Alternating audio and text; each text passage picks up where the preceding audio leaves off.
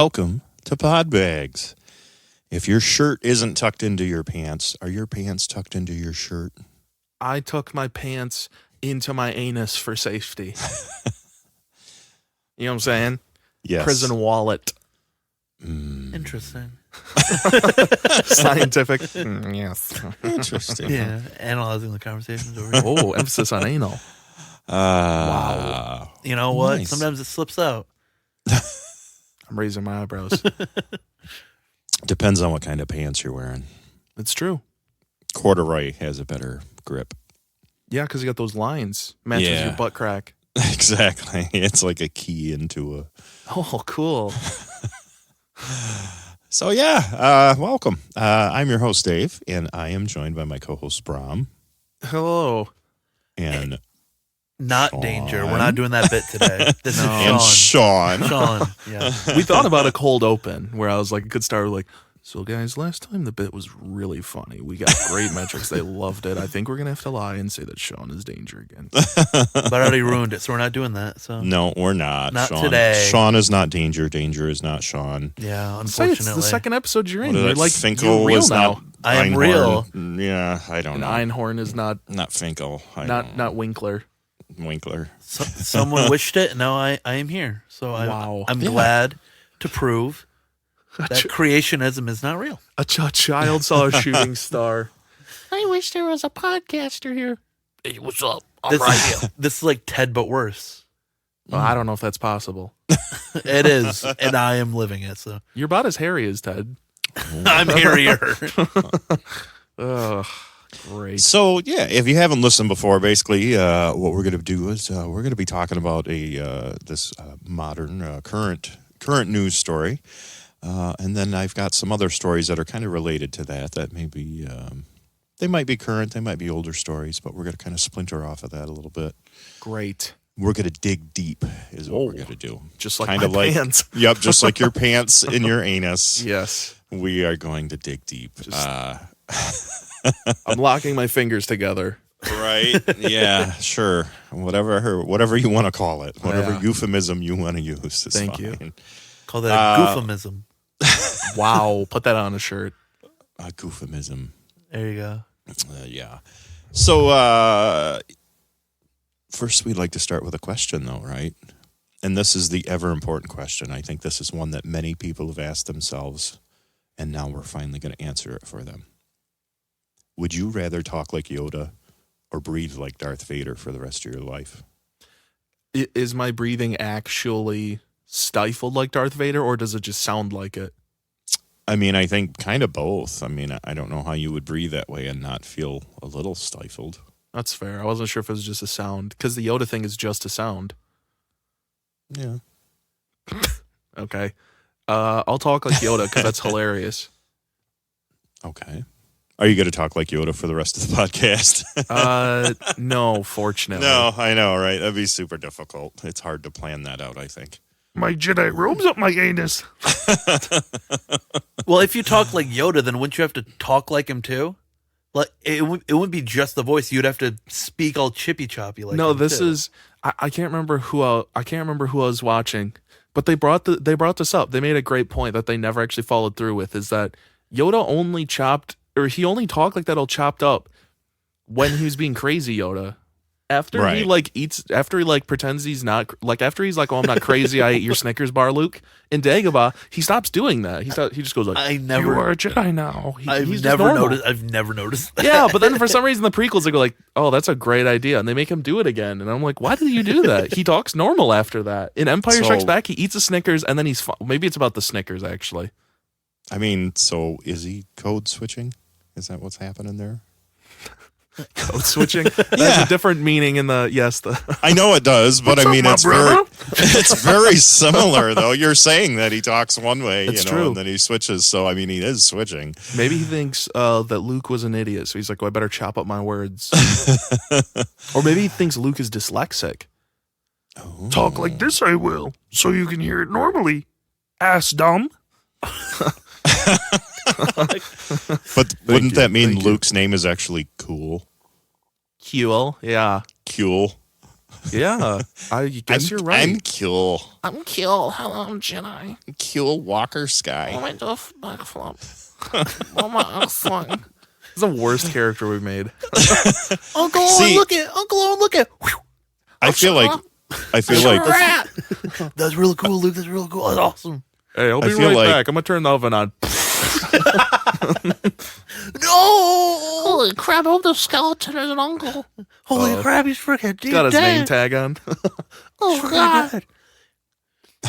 God. I'm gonna go with since it's like already half happening. Breathe like Darth Vader, because I know damn well that I snore when I sleep and I breathe like that. So, But I mean, I'm I'm already sorry. halfway there. when you said it's already half happening, I still didn't know which one you were going to say. Oh, okay. Well, you know like, what? wow, this is, I don't know. Got to lead him on for just a little bit. Gotta, What you if we know. gave Darth Vader, I almost said Darth Ryder for some reason. Darth What if we Ryder. gave him a breathe right strip? Because Sean got me on breathe right strips, and I was like, these are probably bullshit. And I tried one, and I was like, Yeah. they're awesome. That's what I'm saying. I could just put one on and then I'm good. I They're talk at least only better. Yeah, I'd be a little bit better. Can you imagine if Is they it had like- a giant breathe right strip for your throat? That's just Vicks Vapor Rub. It was not as Oh, funny, yeah. though. It's not a big sticker. Go ahead, Father. It feels like a sticker. Yeah. I was just imagining you put the breathe right strip on Darth Vader, and then suddenly, like, the James Earl Jones voice goes away and everything, and he's like talking. I am your father. Hello, He goes back I to- am your father. He's like more like a Mickey Mouse character. He goes back to the original voice actor. It is me. I'm English for some reason. Because the dude who played him physically was like English. So you see Yep. they showed the videos on set, and you're like, ooh, that's not. Yeah. I don't like that at all. Ooh, that's. You're I'm very upset. You are Rebel Alliance. Breathe right falls off. Oh no, my breathe right strip. Well, and that was Dark Helmet, right? That was how Yeah, he was exactly. actually doing more of the original Darth Vader voice. And then Yoda code switches with the troopers. Yeah, Oh my gosh! we right. ain't found shit. Found shit we have not. See, and that's the thing I was going to say. I feel like talking like Yoda. I think it's both. I think it's both how you arrange your words, but also you have to use, the tone of his voice. Yeah, the tone is funny. Because you can't just be like, oh, I talk like Yoda now, and you're like, Yoda, I talk like now. Because that just isn't as exciting. Yeah, You got to do the impression and everything. You got to commit fully. I think the real determining factor is when I do the Yoda voice, it's not like hyper strenuous, but obviously it's more work than my normal voice. So when I have to do the Yoda voice, is it like that just becomes my regular voice? So it's as easy as talking right now is to me, or it'll only make noise syllabically or whatever when I talk like Yoda, but I have to strain my throat to do it then. I like the latter. I think you should Yeah. have to work for it. It's the full commitment. You're in character. And that's why I'm picking the Vader. I don't got to work for it. It's already there. Yeah, that's fair. I mean, I'd still go with Yoda, though. I'd commit. And here I am once again, episode 2, the unpopular opinion. I'd rather look like what is it, Mandu Papu or whatever. He's the co-pilot from episode 6. Is he the one that explodes? No, he's the dude with like the weird like little like kind of pussy face where he's just like, Okay. Oh, And he's the one who got like recently popularized and people have been like making little figurines of him? yeah, he's Yeah, Lando's okay. co-pilot, and he's like he's got the big eyes. Yeah, I don't like him. He's freaky. I'd look like him, He's freaky looking. I don't like that. or I'd look like those little pig dudes from Cloud City. I like them. They're The kind short of dudes cute. run around. Yeah, Yeah, they're kind of cute. just talk normally. Nice. Yeah, I'd like to make a withdrawal. Oh, we keep on. We won't. This is the Star Wars if George Lucas was still attached. We'd have code switching Yoda. We'd have He's just talking to Jar Jar. What is up? Hello. Wow. get Kathleen Kennedy out of there right now. I want Kathleen Kennedy out of there. I'm George Lucas. No, I don't think he wants to be associated anymore with it. I think No, I'm saying he that's how took George money and Lucas he- talks. So he's like, Oh, okay. Get her out of here. I don't want her in there. I'm sick of my friends from Coppola, Steven Spielberg. I want to make movies. I'll make Star Wars movie. Do you think there's a chance that No. George Lucas will ever make another movie again? I hope he does. I actually do like him, but no, probably not. He's old and like a billionaire. He doesn't care. Yeah, I think he's just true sad enough. now. Yeah. He's just like, I'm done. I don't Money care. can't get rid of that, George. I'm sorry about that, buddy. ask So Jeff sorry. Bezos. George Lucas should just get jacked. He can just buy a bunch of HGH. Can you imagine if he just came out one day?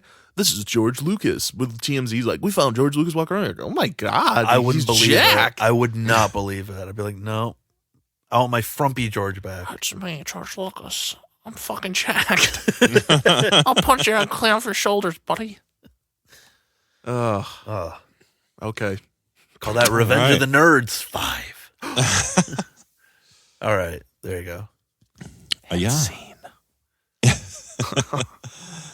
All right. So I'm glad, though. That was an important question. I think It's true. I think the world's better for knowing the answer now.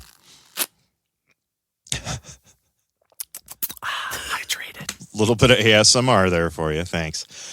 So here we're going to move on to our first story, which is this is a current story that is obviously happening in the world currently, Story. and it's a story, And it's current. and it just happened. Wow. So we're going to start off here.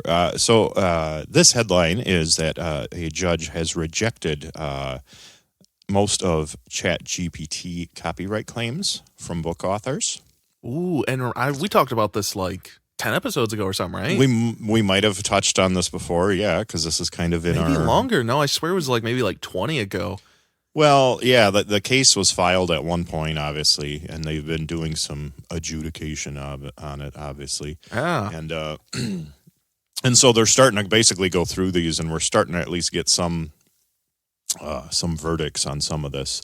And actually, I mean, I read on this a little bit. It is a little bit narrow because it's apparently there's a number of cases kind of going on all at the same time. It looks like there's 3 main cases, if I read correctly.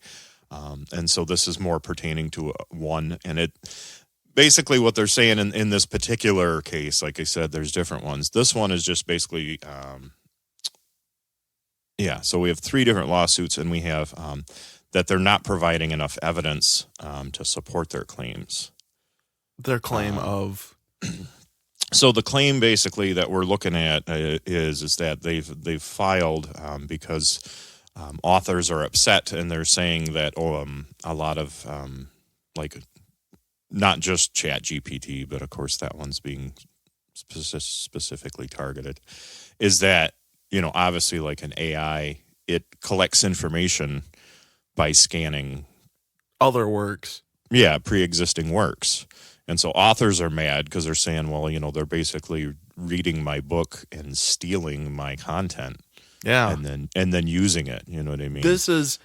See, I remember us talking about this like 20 episodes ago, because I remember you just reminded me of what my solution was, which was like you could rent like an AI catalog or whatever, where it's like a publishing house like Scholastic or something. They're like, oh, we've AI scanned all our books, so if you want to use our stuff for some AI learning thing, you just pay the AI licensing fee. And you can scan all the books that you want from this, but you have to pay the particular fee so that these authors get reimbursed or whatever. Yeah, exactly. I mean, that's exactly what's going on. So like I said, you know, there's a couple different, you know, current lawsuits going on. And so that's what they're trying to prove, you know, of how, obviously, you know, the damages kind of thing, like how did they damage, you know, the authors and to what degree? And of course, this is one of them where right now for this one, the judge is saying, well, you guys haven't quite reached that threshold that you're proving enough. Because kind of what they're saying, and kind of in general, obviously, I'm kind of summarizing some of this, but they're saying, oh, you know, like, you know, ChatGPT is, you know, putting out something that's similar to something we did. And the judge is saying, well, you know, similar isn't quite good enough. You know what I mean? Like you need to really Concrete give us these proof very specific occasions where it's like, okay, this is literally my language, and then you like can see that it's being spit out. Yeah. So I mean, I'm kind of glad in a way that at least they're telling them that. It gives them, you know, an idea of how to tackle that, because it's like you said, we kind of talked about this a few, you know, I think it was back in October or maybe even August. Yeah, 'cause a it looks while like the ago. case was- Yeah. So, I mean, obviously there does need to be a resolve there because obviously, I wouldn't want AI to just blatantly steal any of my content and then just be like, no, it's mine. Yeah. Because then you're like, well, wait a minute. But then as a You know. musician and artist too, like all of us are, obviously it's a weird spot though, because then it's like, as a musician, they say, oh, like, or with the AI thing, like, oh, if something is similar, that's not quite enough, which, I want to be like, but on the other end, it is true where it's like, well, like the Marvin Gaye lawsuit with whatever Blurred Lines or the Al Green or whatever that was. And then obviously Ed Sheeran had a similar one where it's like similar chord progression, like it's kind of not enough. So then it's tough where you're like, I think that's what it'll probably end up more being is like, to what degree does it start to count as stealing? Because I think it seems like it'll be a spectrum where it's like, if you get like, yes, a sentence or even like a paragraph stolen from your book, that sucks, but is that enough to be like, yeah? But then obviously once it gets to like, if you can be like, yes, look, it copied this page verbatim across whatever, then you're like, and then like on and on and on. Same thing with music where it's like, if you steal like a lick, it's hard to be like, oh, you stole my song. But if it's Right. like you steal like a whole chorus section where it's like the chords and like the melody, you're like, Right. I don't know. Miss Rowling, this is the last time I'm telling you, Barry Cotter is not similar to your character Harry Potter, all right? Stop calling me. Yeah, Okay. stop it. He's the boy who died. Way different. And this is the boy who cried, okay? There's is best friend. differences. Yeah. Best friend Don, he's not at all. He's a black guy. Okay. No, okay. I don't know. And Barry's what? A sorcerer? A warlock? Yes. And he works at Starbucks. He's not a wizard. Yeah. and he's yeah. American, because of course. Way better. God bless America. So yeah, to give a little more depth though, so the judge had said they failed to provide evidence supporting any of their claims except for direct copyright infringement, which obviously Well, yeah. should be easier to judge anyways, like obviously figuratively and Yes, literally. there's my thing. They took it. Yeah, and here's used my it. thing that they stole. Okay. And you're like, okay, well, yeah, like I can't argue that. Yeah, OpenAI obviously is the company that is responsible for ChatGPT, so they're the defendant in this case. They argued basically that they were filing to try to get these cases dismissed back in August. So, like I said, that gives us a timeline of when we were talking about some of it. But also then some other copyright claims were also, they tossed out one. There was accusations of vicarious copyright infringement.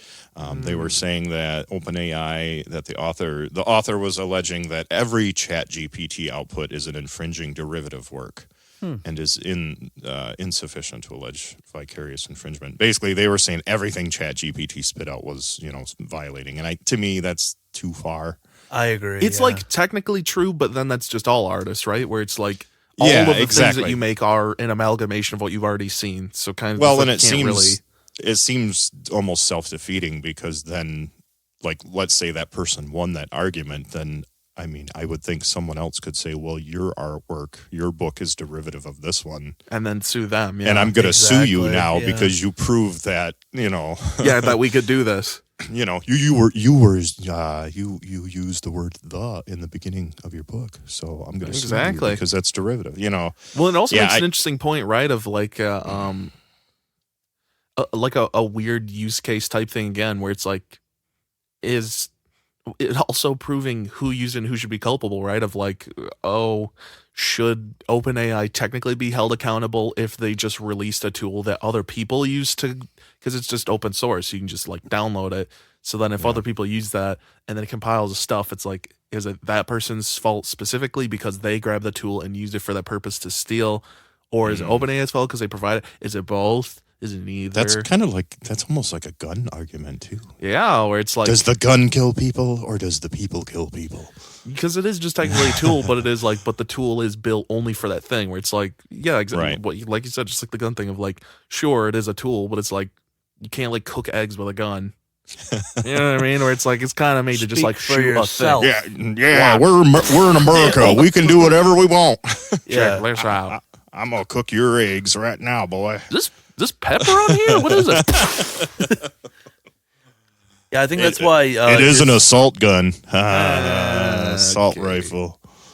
I think that's why like AI and stuff. Just I got to streamline it back because I got to wrangle you two back into it. All right. Oh my god, you're Yeah, responsible go ahead. one. Yeah, I just think that's why AI is so divisive because it's like you really can't be right or wrong. It's like who's responsible for it all? Is it the man who put in the command, or is it or should we just shove all the blame to the company that created it? Because without them, we wouldn't have the would tool be in in the the first place. situation exactly. But then it is weird where it's like the tool is only made to to collect and amalgam information and spit new stuff out. Exactly. Yeah. So it's like it could be the creators then, because they created a tool that just technically steals stuff to learn stuff. I don't know. Yeah. It is. It's obviously tricky. You know what I mean? And I know Very, that's what we talked about last time, how difficult I think if this is going to be. And I mean, it's even tough for us, and we're pretty incredible. So I mean, think how hard it must be for for the normies out there, Dum dums. the smooth brains. So, like I said, there's still, other cases pending, and they're still basically kind of, trying to, decide. try to wade through all of these little, things. And obviously, I'm sure they're trying also to make sure that if they do make a decision, that it's somewhat fair to everybody, Yeah. so that everything kind of falls in the right way. It'll be interesting to see how that all falls out, because I mean that affects, to me. I mean, to me, it affects more than just books. Obviously, books is the case right now, but it could affect movies. It could affect pictures. It could affect music. People are already doing any it kind of with- media. yeah. Exactly. there was the Taylor Swift thing, right? With Yeah. you know what I mean. People right before the Super Bowl are like, "Oh, look at these pictures of Taylor Swift that we It's like a booty generated." hole out And or you're whatever. Yeah. yeah, and you're like, okay, that is definitely starting to get into very questionable territory, I think, even legally. Well, yeah, and other people make great points too of it just creates very not good situations. With obviously well, I mean, here's the thing too is like we said the gun thing of a thing is just a thing, but obviously if it gets into somebody's hands where they don't understand it, then problems can arise of people talk about that of oh, what if kids in high school or whatever just take pictures of a girl they like or a random girl from school and then just fake images of her, and it's Right. now we're in a very awkward situation. Yeah, and those are things that are happening right now too. You know what I mean? Yeah. All that stuff. So, yeah, it does. Unfortunately, I think there does need to be some involvement. I mean, I'm not a big fan of government, dictating, but There's points where think- you can be like, Definitely. Well, let's set yeah, a slight precedent. right, we need a parent in the room, Yeah. an authority figure that says, "Wait a minute, this is how we got to do this." So it's kind of This isn't funny at all. I thought this was a comedy podcast. well. Sometimes our first story might be a little more intense, right?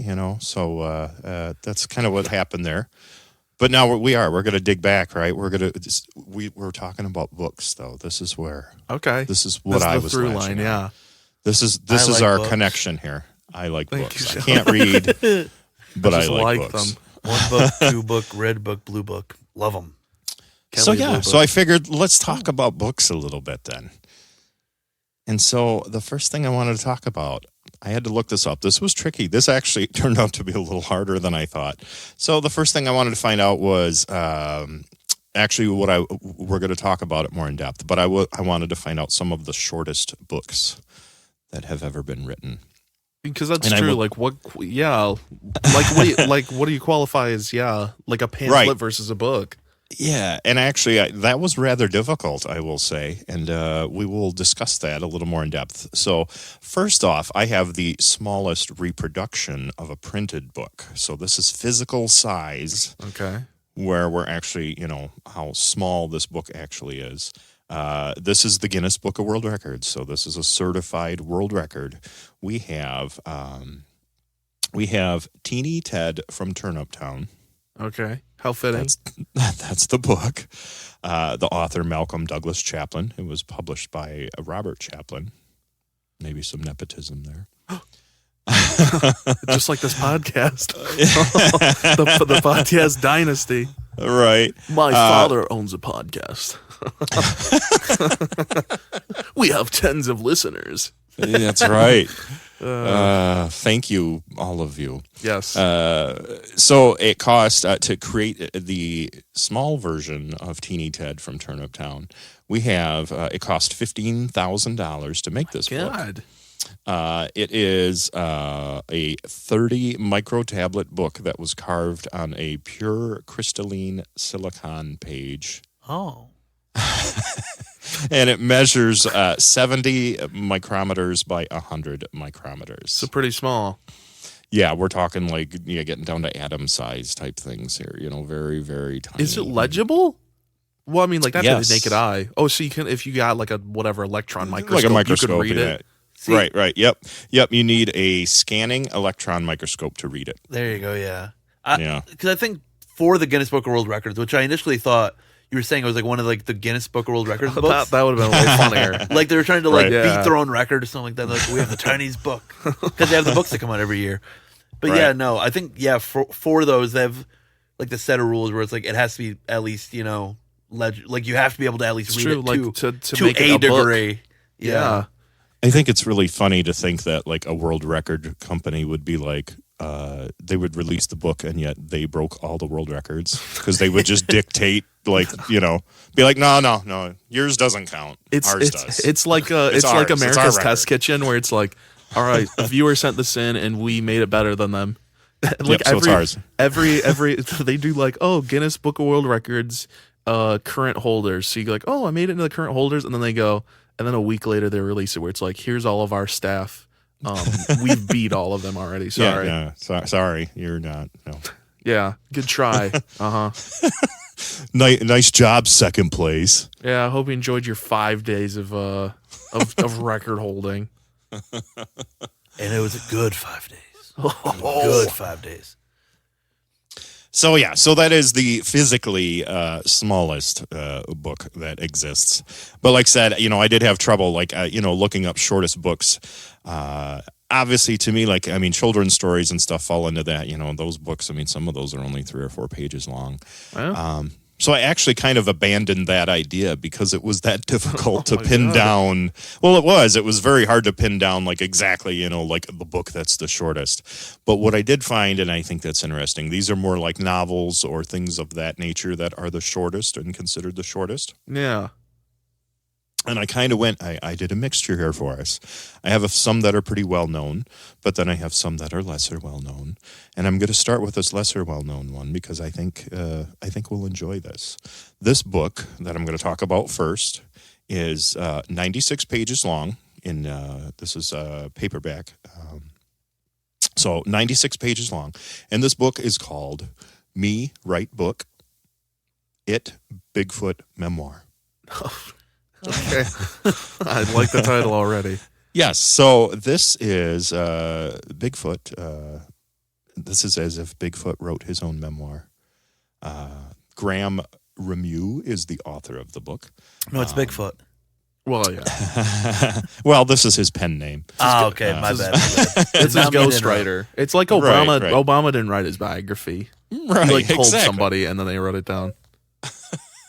Yeah. Okay. So, yeah, basically, Bigfoot is talking about that he is, larger, he's hairier, he's more foul smelling than most of us. Aw. But yet he's still a lot like us as well, though. Why'd you say aw to that? Because he thinks he smells bad. Well, no, he's Right. letting you know he does. No, I think He's he's okay like, with no, that. he's a I gamer. know. He wants to. He's like, yeah, I smell terrible. He laughs, he like farts in your face when he walks by. I think he's too busy trying to get the beef jerky to play any video games. That's true. But look at how terrifying he is, though. That's mean. It's not. He's a menace. I'd still meet him. MEAT. Okay, that's a jerky joke. Oh, nice. Are you trying to tell me jerky that joke. the guy from the Cher movie Mask is terrifying? He's too? not a Bigfoot. Why'd you lean? Sean leaned his head inquisitively, like, what do you think? Mm-hmm. He's just a guy. That's just Yeah. Carrot Top. Okay. Oh, there we go. Your video feed left for a second. That's how hard he laughed. Right. Well, yours is frozen for me, just so you know. A little bit of. Oh, it is frozen. I'm moving around. Yeah, now. so. The audience can't see it. It's trying. It's trying, and just like Bigfoot. So he talks about all sorts of different things. Apparently, some casual cannibalism, some Pringles potato chips, some moments with peach schnapps, some loneliness in the personal ads. He said cannibalism, implying that he eats other Bigfoots. Yes. Oh, Because you said cannibalism. Yeah, my brain is Casual stupid. cannibalism. I went to him eating humans. Yeah, that's not cannibalism then. yeah. Yeah. Is That's that why murder. they're like? Is that why we don't see any other Bigfoots? Well, we have to read the book to that find makes out. sense, right? It's Yeah, only 6 pages, exactly. you I'm can not read going it. to completely spoil it for you. Yeah. Sorry, Come on, I man. don't. So I mean, this is obviously one of the first books that came up as being a short, and it is fairly short, 96 pages. You should be able to read that in, I don't know, an hour maybe. That's really good for Bigfoot, though. I know. I'm proud of him. Who knew that he could write that well? Me. Yeah. Oh, I had faith in him the whole time. wow. Right. So yeah, that is our first foray into shorter books. That's a good read, though. I'd read that. Next up, I think The so. Hobbit by J.R.R. Tolkien. Yeah, The Stand by Stephen King. It's only 1,000 pages, guys. Come on. Don't worry, we're getting to those as well. Ooh, okay. 11/22/63 by Stephen King. Right. This guy just loves So- to write. Yeah, he does. But so here, though, I decided to stick with a couple of these shorter books, and actually a couple of these are ones that I think most people are familiar with. And I mean, I haven't read all the classics. I'm not much of a reader, actually, as far as books. I like nonfiction stuff and that. So like some of these, like I'm aware of them, but I didn't necessarily read them. So like the one that came up, The Old Man and the Sea. I think a lot of us know I that love book. it. Right. Hemingway, right? Very popular book. And Hemingway. Thank you. So this is on Amazon. I'm using this because this gives me some of these, statistics here. That's nice. So this is a paperback copy that was published in 1995, and it's only 128 pages long. Yeah, it's pretty quick. I think I read it in I don't know, like a few hours maybe. Yeah, exactly. Like 2 or 3 hours max. Right. One of those classic stories I think that a lot of people know, and you're like, wow, it's actually really not- good. Yeah, it's really not that long. Apparently the sea wasn't very big. Funny enough, you read the story, it actually kind of was. Yeah. So I found that interesting, though. That is definitely one that I didn't, necessarily, like I said, I didn't realize because I never read it. You said you did read it? Yeah, it's fantastic. It is very good. I think they made a movie out of it too, right? I have no clue. I was going to say I have no idea, but it seems like a Hemingway book that they would make a movie out of, yeah. Right. especially with the name Hemingway attached. It's like you get a little bit of that pull into it too. So It's true. yeah, Right. why not? So another one that I think has some popularity that I just found interesting as being a shorter book or novel is Of Mice and Men by John Steinbeck. Yeah. Which Yeah, I guess I never thought about because I Right. don't think I've read it since high school. I also have not read it since high school. It was good. I liked it. It was Now, all right. you read it because it was mandated? Yeah, but for being I mean, a I know mandated you book, I enjoyed still it. enjoyed it. This one Exactly. did have a movie made about it, though. I can tell you that. John Malkovich and Lieutenant Dan. And what's her name from Twin Peaks was also in it. The actress for Audrey Horne. She was in it. Welcome to Uncle Corner. Yeah, there you go. Remember her? Yeah. I remember.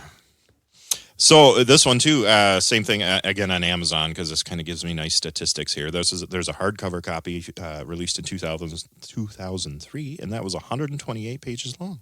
Wow. So That is short. just short, books like I don't know. When I feels think about thicker some of than these Old Man the stories, Sea, though. I was gonna say Old Man the Sea Yeah. looks like a skinny book when I have it. Of Mice Right. and Men looks thicker. well, and I do. It's funny. I pulled up this other one. There's one that is paperback. It might, this is in English, 2020, and this is 192 pages. So I'm assuming maybe just obviously how they set up, Yeah, typeface credits and like font some and all intro that thing, stuff. and yeah. Yeah, I think it felt so long because it's the way that our teachers had us read the book too. It's true. We're It's like, like let's read 6 pages at a time. It- You're no, like, exactly. It's like popcorn reading, everybody, and then everyone's oh like, God. yeah. I don't know, one kid in class and the cool kid can barely read, and you're like, this is just sad. You're like, oh, just let me read the whole book. Yeah. That's what we had to do for Romeo and Juliet. Like, not to toot my own horn, but It just makes it go way better when somebody actually knows how to perform it. I played like every character like twice when we read it because it was Yeah. just like people are reading so slow. I'm like, Please. let me watch the Baz Luhrmann movie already so we can Ugh. just get this whole thing done with and we can jump to the next thing. Just come on. Yeah, that was where I was at too. Where it's like, all right, guys, if it's reading time, let's get reading. Yeah, really. Yeah. And see, for me, like the only book I'm trying to think of books I had to read. I know we did Great Gatsby, Which another classic. Really enjoyed it. right? And I think I'm having a hard time thinking of any other books that I had to read in high school or junior high. Do you want me to call some of our classics we had to read? You might have. What is it? Mice and Men, Great Gatsby, Raisin in the Sun. You had to read Great Gatsby? No, I'm calling out ones we had to read. I don't have to read Great Gatsby. Oh, then I guess we didn't. You might have. I didn't. To Kill a Mockingbird. The Odyssey. Well, like Yeah. a section of it. I forgot Yeah. what the Iliac. I think is the part we had to Iliad read. or whatever. Yeah. Iliad. Yeah. There's the Iliad. The Iliac, he's got just a violent gluten allergy. Yeah, there you go. It's like a great 90s rapper. Who has a Iliad. goofy hat, Iliac. Yeah. That's the only one I can think of. Interesting.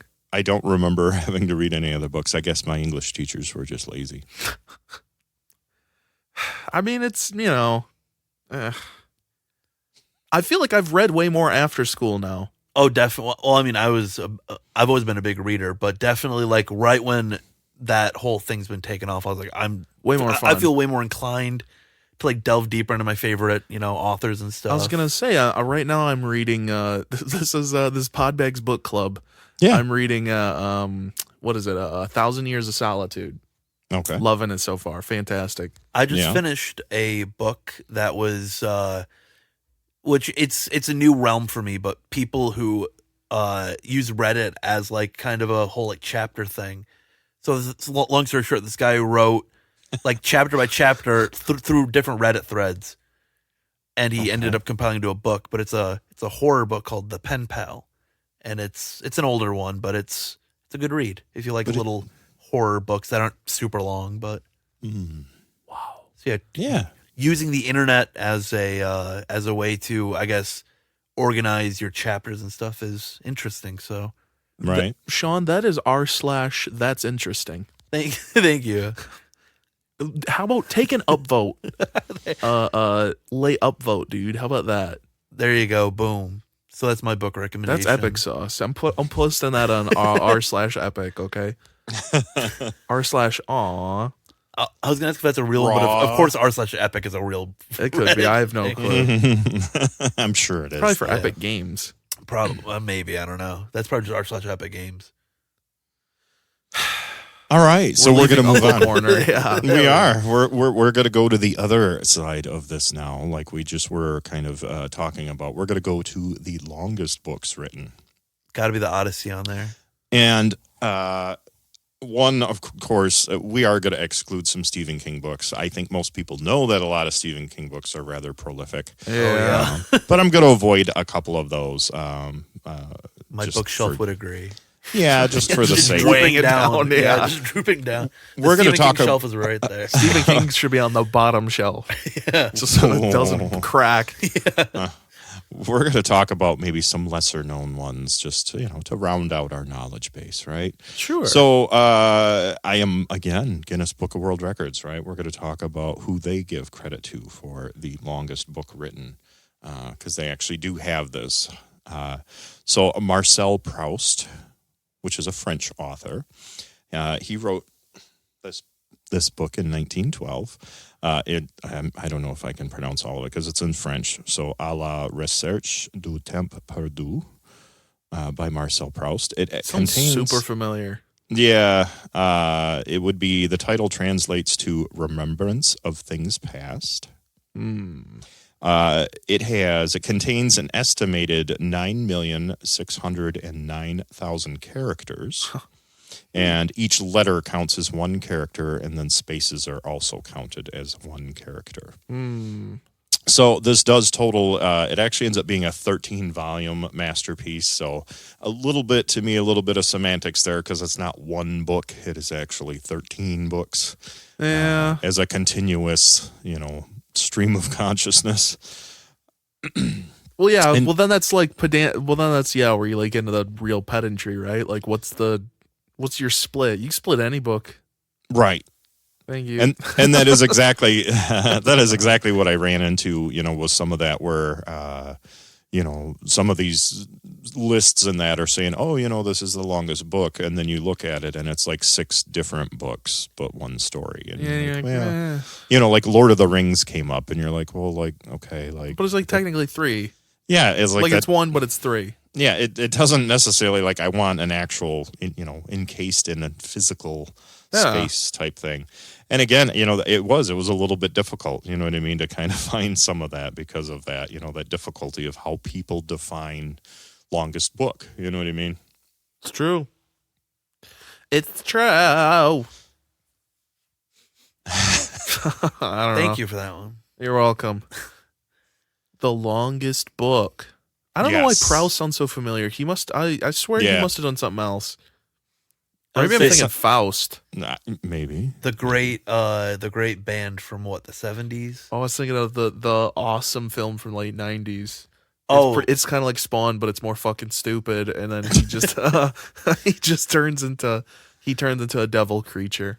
Okay. A Faustian creature, if you will. Yeah, there you go. Nice. Yeah, because that's why it's called that. So then, I don't know, you guys said you had some of these required reading classics, and this one would be one of those classics. So Atlas Shrugged by Ayn Rand, right? I think we did. We read a different Ayn Rand book. It was much shorter. It was Something and I or something, but similar idea, yeah. Right. So again, Amazon it's got a nice format here. I have a paperback version here from 1996, and the print length on that was 1,088 pages. Yeah, it's a lot. Kind of fitting for her style, though. It's very descript and dragging on and on. Because the book we read, it spent like 6 pages describing like the shirt because everyone had to be dressed uniform or whatever. Yeah, because it was like a utopian future book. It's like they had to wear white. But the white had to be not cloud white, but white as in like the pupils. And you're like, I don't want. Oh my god! Wasn't that what? Didn't they turn that into that Ewan McGregor Scarlett Johansson movie? No, that was The Island. And that was no. I thought that was based on. Was The Island based on the Ayn Rand book? Based on the Ayn Rand book, the Michael Bay movie, The Island. Legitimately, I think with so. Michael Clark Duncan, and everyone explodes and dies. Steve Buscemi's there. He's like, "How'd you guys get out of there?" Yeah, I'm pretty sure it's based on that. That's insanity. Yeah, you might need to Google it right now, my friend. I'm telling you.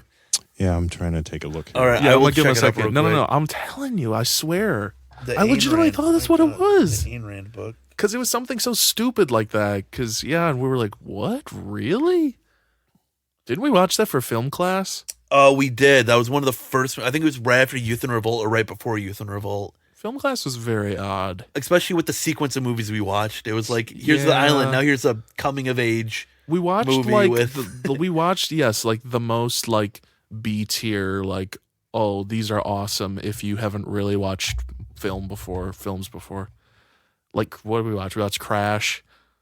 This is not about books at all. But not the good Crash. No, the one where it's the one with Michael Pena, Ludacris was in it. I think Brendan Fraser was in it. Yeah. Don Cheadle was in it. No, well, yes, he was. But then I thought it also was what's his face? Terrence Howard. Howard, yeah. Yeah, I remember because his wife she gets finger popped or whatever. No, I'm pretty sure. I thought what? Yeah, I thought that's what the Crash we watched. I don't remember Terrence Howard in it, but I remember the scene you're talking about. This is not about books at all. I'm sorry. I'm Google it so we can move See, on. though, this is okay because of what I'm checking here. Like, we were talking about the island, right? Yeah. So interesting that I don't see anything in here that it is, an Ayn Rand. It's based on a book called The Island, which is written by Oh, no, never mind. This is a Michael Caine movie. So, no, the other one is literally just they took it off the island. Yeah, But it could be a remake, right? But anyway, it's not a remake. But the interesting thing, this does relate to what we were talking about, because there was some copyright infringement lawsuits about this. okay. So that's what we're derivative works, right? We were Wow, talking connects about that. back. Yeah. So interestingly, there's actually 2 lawsuits that were filed. One was the creators of a 1979 film, Parts, the Clonus horror. Yeah, apparently this is a movie about a colony that breeds clones to harvest organs for the elite. Which that sounds like the island. Yeah, they filed a copyright infringement suit in 2005, where DreamWorks, the parent company, obviously that must have was Funded the island, whatever, right? Yeah. They tried to have the suit dismissed, but a federal judge did determine there was indeed a copyright infringement case to be heard. It went to trial, or scheduled to go to trial, February of 2007, and then DreamWorks decided to settle. So they were obviously like, did "Well, go, fine." Yeah, all right. So, and then, and it's funny, I think I might have seen this movie. There's a 1996 novel. Well, I guess it's a novel. Boy, but that sounds so familiar.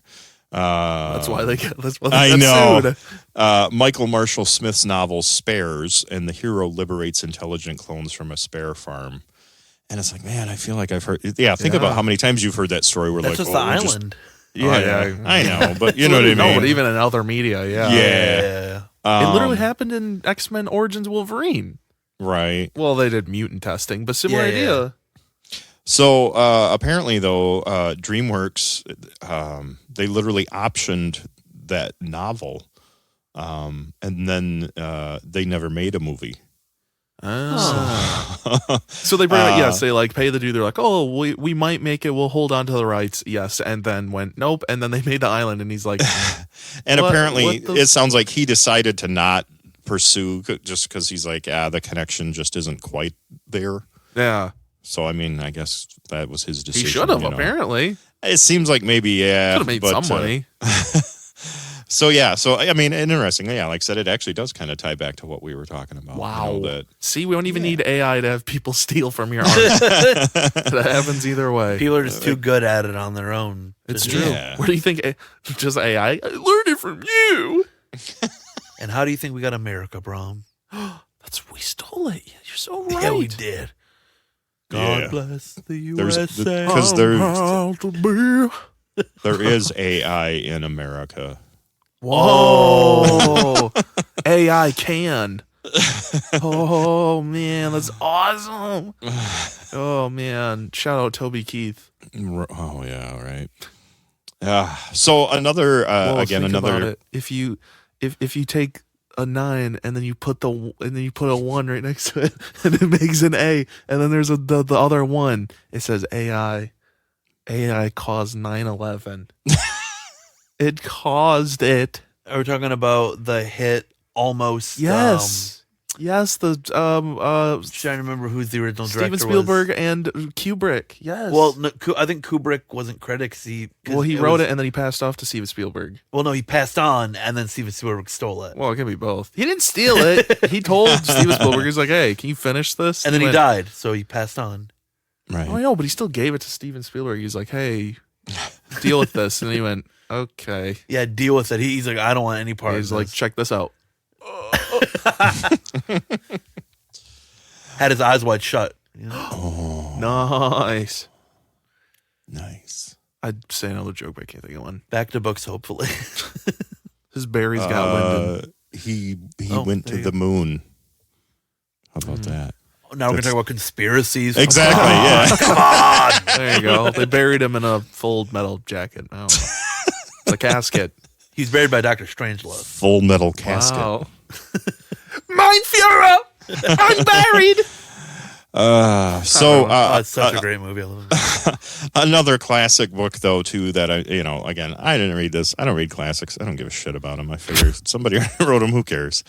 War and Peace, though. It's and very Peace long. It is I haven't read it, but I have the insanely long. copy, and it's like 5 times larger than my other books. You could use that to kill somebody. I promise Yeah. you. It's I've seen big. dictionaries that are thinner. Yeah, really. Or you could use it to make a friend. I don't- Or to fight. Oh, there you go. Yeah, From- you already made it. War and From what I've read of War and Peace, I don't think it's about making friends.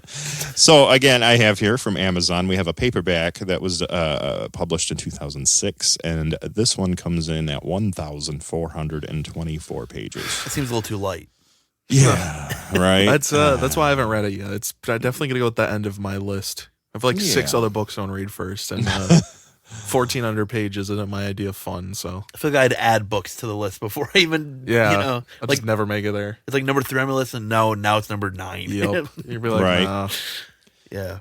And I will even add, like, this is one that came up, and since it's here, it's one of those things. I'll mention this one too, The Count of Monte Cristo. I think most of us have heard of that one too. Yep. Didn't realize though it was that long. This is a paperback version of 2003 at 1,276 pages. So, some of these, I don't know, people had a lot to say apparently, and they had to put it down into a book. It's a different time. People you didn't really have like TV or whatever, think about. I think if they compiled all the. Because what was it? Pinocchio started as like an Italian there was like an article story funny thing that they put in like the newspapers every week or whatever. Then it went on forever. Like the stories went on for so long. So I bet if you compiled those, it'd be like 3,000 pages or something. Right. Just Pinocchio just doing dumb shit. The original Italian story is crazy. Where it's like, what is it? Oh, like yeah. Jiminy Cricket's just like, hey, you should blah blah blah. Or like he's like, oh, you should stop being an asshole or He whatever. straight kills him. Yeah. He kills fucking Jimmy Yeah, he Cricket. just kills him. Well, then he's even like, oh, no, how? Just kidding. Don't kill me. And then, he kills him. Yeah, he's like, oh. You're like, well, all right. ciao. Oh, watch this. I'm sure Geppetto dies somewhere in there too, just because it's Oh, original Father Pinocchio. Geppetto. Spoiler Thank you, alert. Pauly Shore. Yeah. It's me. So we talked about the shortest and smallest books, right? We talked about the longest ones. So, of course, the other thing we have to talk about, Perfect middle length books. the worst books ever written. Oh. Which Which, is of tough. course, yeah, well, this is obviously subjective. Yeah. We will preface this. This is a lot of opinions here in these next couple things. Well, it's also interesting, right? Of like worst book versus like worst mainstream book. Because like the worst films that Sean or I have probably ever seen are terrible. Thanksgiving comes to mind immediately. But Sean loves it. He's I love shaking his head. Thanksgiving. Oh It's my terrible. God, it's so funny. But that's not like a big budget release. So it's a different thing. Right. Like it's same with the books where it's like the more interesting thing is what's the worst big budget release movie? Anything that Right. the MCU popped out after like the first Avengers movie, probably. Wow, hot take. Wow. Yeah, I know. You don't like Guardians of the Galaxy? Wow, just ate his own hat. I'm not even a big MCU guy. I'm just like, all right, come on. Worst films ever. Haven't you watched? I don't know. Quantumania. Come Avatar. on, man. Avatar 2. I don't know. Why did you say it like Hulk Hogan? Quantumania. What are you gonna do? It is Hulkamania, yeah. I know. That's what's funny. I'm small as shit, brother. I'm a nanoparticle. ants. I'm a nanoparticle, brother. What are you gonna do when these 2.8 nanometer biceps come down on you? Oh, you thought he's just reading the tiny book. I can't even see this. The hell does this even mean? I'm too small. Can you imagine if we thought Macho Man died? Oh, it's just like Hulk Hogan, yeah. it's just like Michelle Pfeiffer in that movie where they thought she died, but she just went in the quantum realm. So she'll just, oh yeah, I'm quantum sized. Technically, when he shrinks down, he still has his mass. Yeah, he still has the same mass. Yeah, so when Right. he Seems punches, problematic. so when he punches, he could straight up just kill a guy. Yeah, Macho Man. Oh, 1,000%. Yeah. Nope, it's Randy the Macro Man. Oh, Or he there could be the you go. Micro Man. Oh, He'd be the Micro Man, wouldn't he? Ooh, Yeah. yeah. The Micro Man goes on you. You ever seen a string? Electron microscope. So, yeah, I mean, obviously, again, there's the conundrum, right? We have these things of, literally worst books ever written by anybody. That becomes difficult. Obviously, there are It's a a lot kid. of... Well, there's a lot of self-published books, that get credit for that, things of that nature, and books that really none of us probably will ever hear of or haven't heard of. Or It's just not whatever. worth your time at all. Yeah. Yeah, We so, want, I mean... the room of books, Yeah, so We I want, kind of... I don't know, what are the other classics so bad at? We want the Neil Breen of books. There you go. Yeah. So yeah, I was trying to go kind of for that, kind of what we're talking about here. Books that you probably have heard of, but just generally are not well regarded. Yeah. And so I have a couple different lists. I'm going to start with this one first, and this is from Goodreads.com, Which I mean, love Goodreads. Yeah, too. they are pretty good at Reputable. this. So. Yeah, exactly. Been around a long time. They have a lot of good information in that. So here is their one of their lists here, the worst books of all time. I'm assuming this is kind of a crowd voted thing. So Yeah. these are opinions of people in general. This is not necessarily our opinion either, But a large group of people. though we may agree with some of these. Oh, yeah. So I do find it interesting. Number 1, number 2, number 3, number 4. Can we guess? Are they a series? Can you guess which book? Yes, it's a Twilight. series. Yeah, exactly. Yeah. I've heard Twilight. that very poorly written. Twilight number 1 is the book number 1 is the number 1. Twilight number 4 is number 2. Oh, okay. Twilight number 2 is the third worst. What? Confusing. And Twilight number 3 is the fourth worst. So it sounds like she slightly got better for a minute. But then it got worse. Yeah. Yeah, then it got really Yeah. it's How many were strange. there, Her like first book 7? sucked. Or I am don't thinking know. of Harry Potter. I'm only Harry yeah, Potter's 7 books. I know that for Yeah. a fact. 'Cause I'm a big fan, but right. not of the author at all. But Yeah, of you the heard book. you heard her a bit earlier. I'm a fan of Barry Cotter. Oh, he's way cooler. Yeah, he's my And favorite. the writer Warlock. loves trans people. Yeah, He's the complete opposite of J.K. Rowling. yeah, exactly. Yeah, He's a great dude. He's not a piece of shit at all. You know that there's a book out there like that. Someone of has course. written that. well, there's a The- movie that the- came out I think recently with Roddy Piper. What? Cool. Well, it might not have been recently because I'm. I was saying, isn't he dead? Yeah, he's passed away for a while now. No, That'd be awful. But it's He's in the quantum realm too. it is essentially.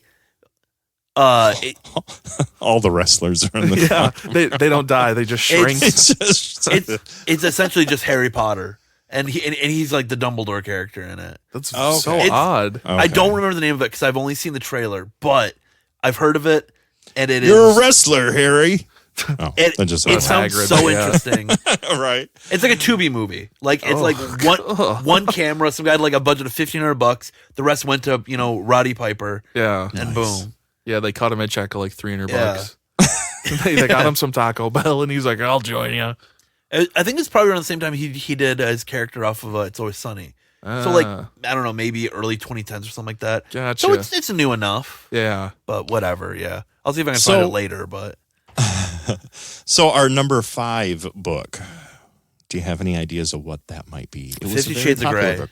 One of You them. got it. You got it right out of the gate. Yeah. That was Wasn't Wasn't that exactly the it. thing too? Is I thought Twilight she wrote it because she read 50 Shades of Grey. No, it's the other way around. I would say it's the Oh, other way, oh, right? never 50 mind. Shades was Oh, fan sorry, it fiction is. for Twilight, right? Well, because Twilight, this is a weird chain of events, but Gerard Way from My Chemical Romance Okay. started his band because of 9/11.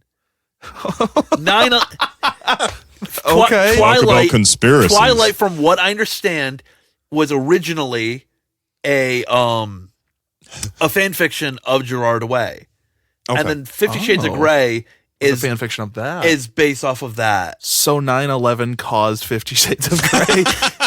I could be wrong, but that No, was, that sounds right. but that is like a weird chain of events that I remember reading about, or something super similar with those books. I'm gonna say that's right because I want it to be. I'm gonna look Yeah. it up real quick while you guys talk. So yes, wow. And how many offshoots? This is a thing. 9/11 really was impactful. right. Once again, shout out Toby Keith. Right. So I will have to say I appreciate that your video is still frozen. So all of this has such a different hit. And I appreciate you guys have done nothing to rectify this. Well, for I me. can't. I was like, oh, we're busy. I'm not gonna fix it. I tried. I have to It's- get up to the phone. It makes it way it's- funnier. It does, because it's just Sean constantly reaching for his headphones is the scene that I have. So I found it real quick while we're still And all of just this barely on the animation that you guys have, even though I know our audience isn't seeing it, no one is seeing it. topic. Gerard Way witnessed 9/11 while in New York City. He Yeah. created My Chemical Romance, which became his therapy for the PTSD of witnessing 9/11. Stephanie Meyer used MCR's music to inspire her and the characters as she wrote her books that became Twilight. Okay. And then E.L. James wrote the Twilight fan fiction that eventually got published as the first 50 Shades of Grey book. Wow. Right? So 9/11 did cause 50 Shades of Grey. That's going in the description. How 9/11 caused 50 Shades of Grey. Wow. So apparently jet fuel causes like panties to melt. Yeah. Whoa, nice. That means Yeah. that 9/11 caused the 5 worst books. That's incredible. And believe it or not, one of the 5 worst tragedies to ever befall the United States. Yeah, wow. So it's in 2 top 5s, everybody. It's This a is all domino weirdly connected. effect. Yeah, It's all a connected. domino Remember effect. I talked about 9/11 earlier? Why? It's all Right. connected. It's AI, right? Yeah, exactly. I said, stop with the conspiracy theories, everybody. It's not a conspiracy if it's true. It's not a theory if it's true. Right. Okay, so number 6. Oh gosh, number 6. I don't know that you guys are to get this at Okay. all. I guess you can just go. We did our top 5. The Giving Yeah, Tree. it makes perfect sense. What an It asshole. is a music artist. If that helps. Oh, a Paris Hilton. No, you're close though. You're Wait, close. like who? Oh, really? Oh, music artist wrote the book? Or is it based Yes. on Who music? is? Well, no, he wouldn't know it as a musical artist. I was gonna say Farrah Abrams. She only did the one song. Yeah. That's Teen Mom. Yeah. A Well, one of the music- Teen Moms. a music artist with an alter ego. Oh. Garth Brooks Oh, with Chris Gaines? that's pretty The cool. story of Chris Gaines. What genre are they? Pop. Oh, okay. Is it a Miley Cyrus? Yes, it's Miley Cyrus. Hannah Montana. Miles to Go was apparently a book that she wrote. Don't know anything about it. Should have been called The Climb or something like that, you know? Yeah. I mean, I know she's more popular, I think, now. It seems like actually she's maybe a little more I think she's she's always kind of been- held steady. I was going to say, I think Yeah. she's always It's just been different. somewhat popular. It was yeah. like Hannah Montana to shaking her ass cheeks to Power Girl, Madonna, whatever thing. Yeah. So I'm going to go through a few more of these, and some of these I find interesting, and this was even in other lists as well. One thing I find interesting is some of the books on these are very polarizing books. And so that I think that's why they get put on the worst books ever. They just get lumped in. Well, and it's because since the book is very polarizing, you get the people that don't like it are voting for it very heavily. Yeah, that's, yeah. And so it's like, to me, some of these, it's like not necessarily the worst book. It's just like the most. It's just a very vocal crowd that is against that book. It's a book that strikes a nerve, I guess. Yeah. Yeah, and like this first example, like I mean, I'm not in agreement with this one, but the book it's an Ann Coulter book, and I don't agree with a lot of her views. But I could see how people basically who don't agree with her are going to be like, "That's the worst book ever." Where it's like, well, It's probably It just a might- bad regular book. Yeah. that's what I mean. So, but her book it's guilty liberal victims and their assault on America. So you know what I mean. That's obviously a book that is very Yeah. niche. And so, you know what I mean to me, there's a difference there, you know, especially with a nonfiction topic. Like you it know, probably where you're is a like, terrible book, but not Right. in like a, I don't know, not in a way where it's probably just lame. It's just like flat. Exactly. You know, like Twilight, poorly written, bad characters, those kind of things, where it's like, this is just her maybe saying something that people don't agree with. So like, Yeah. and the reason I say that, cause like, I'm sure there's some of these on this list, because this is a very thorough list. We're not going to go through all of it, but I know like some of the lists I looked up, like there was some books about like homosexuality or stuff of that nature. Yeah. And of course they're like, these are the worst books ever. And it's like, you can tell that's just people that don't agree with that. So you're like, that's not, to me, that's not a fair shake of that, you know? Yeah, where it's like it's probably just a regular not good book. Or Versus, like, or something it's a that good is- book, but somebody just doesn't agree with the topic. You know what I mean? Well, It's yeah, like it's the just like a downvote piece of button shit on topic Reddit. or whatever. Where it's like, Right. yes, here's how to kill people or eat people really good, and you're like, wow. Yeah, and okay. you're like, okay, I mean, it could be very well written, but just not a topic. But we'll keep going. So, like, number 8 is Scientology, the fundamentals of thought. Well, yeah. Yeah, we kind of can figure out why that might be on the list. And what's the joke? Hi, Karen. Yeah. Yeah. You can save money if you go to the shelter. L. Ron Hubbard really did that when he was super broke while he was writing his sci-fi books. he'd take like his wife and his kids to homeless shelter or whatever, and he's like, they give you 50 cents to put in the machine to get a packet for the soup, and they give you warm water, but you can keep the 50 cents that they give you and just mix ketchup into the hot water, and it's like tomato soup. And now you've made 50 cents. This is my third time hearing this story from you. It's funny. This week. It's because, I don't know. You talked about it out over at the... I forgot you were here. Oh, no, yeah, because Yeah. we were at the studio, yeah. Yeah. Yeah. it's because he's an agent of Scientology. I'm about to believe that. I'm about, Yes. guys, he's if you going to don't- get an he's going to get an e-meter out and start I'm about to go asking yell you to Nash tray confess. if you don't slow down. Yeah. We're gonna have to do some what is that called? Audit. You're gonna start auditing me, okay? Yes, right. Emotional audit, not money audit, please. No. Where did you get that 50 cents? Were you at the homeless shelter again? Just have ketchup all over my face. I don't know. This is very funny though. Number 9 is the Twilight Saga. Oh. People were like, just a "No, collection of it all the really books?" such." Yeah, But I like that they waited. I like that yeah, they like in dropped it case you down a don't few. know, it's bad. Now this one was interesting too. I want to mention this one because this came up actually quite a few times, not just on this list. I saw it in a couple of ones. The Da Vinci Code actually popped up a lot. Wow, really? Yes. I thought that I've was like kind of classic. I thought people loved that one.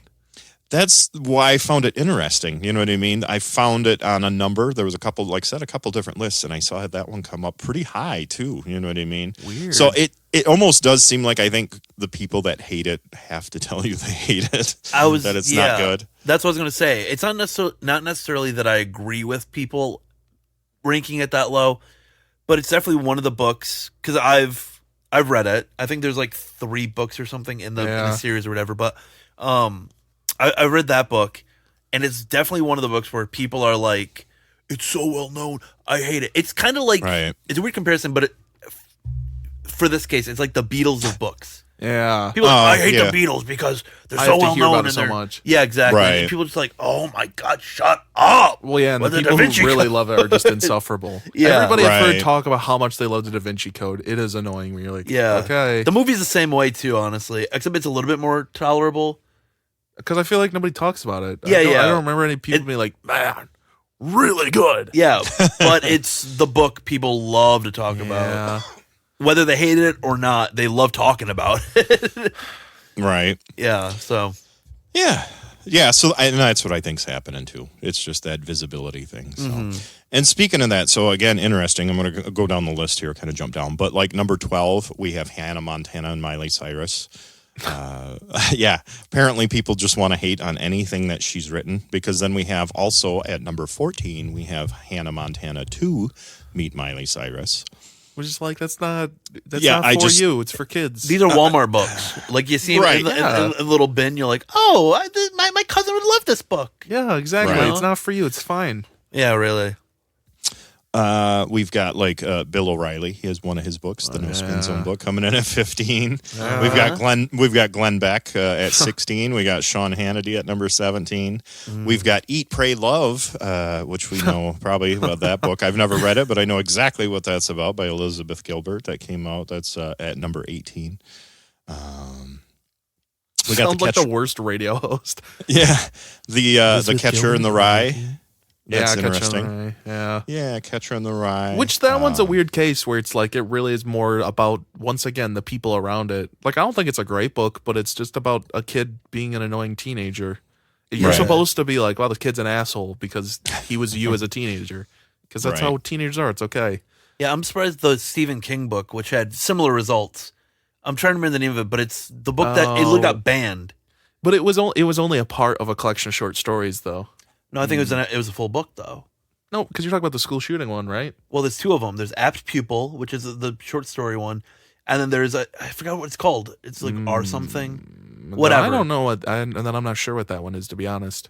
It's one of his earlier books, but yeah, it's about a guy that shoots up a school. Yeah. But then this one actually like got fully banned, where Apt Pupil was like kind of a diet version of this book. I think it's more like at least those stories were like slightly entertaining, where Catcher in the Rye, you really are like, this is really annoying. And then all the people, yes, who still enjoy it are also annoying. And you're like, yeah. let's just get rid of this. So John Lennon. Yeah, kill John Lennon. Kill John Lennon. I need to It's go like I with said- some more Todd Rundgren. I'm going to go through a couple more here. He Yeah, was great 'cause it live, is by the way. Is He's got a, great bingo wings. all right.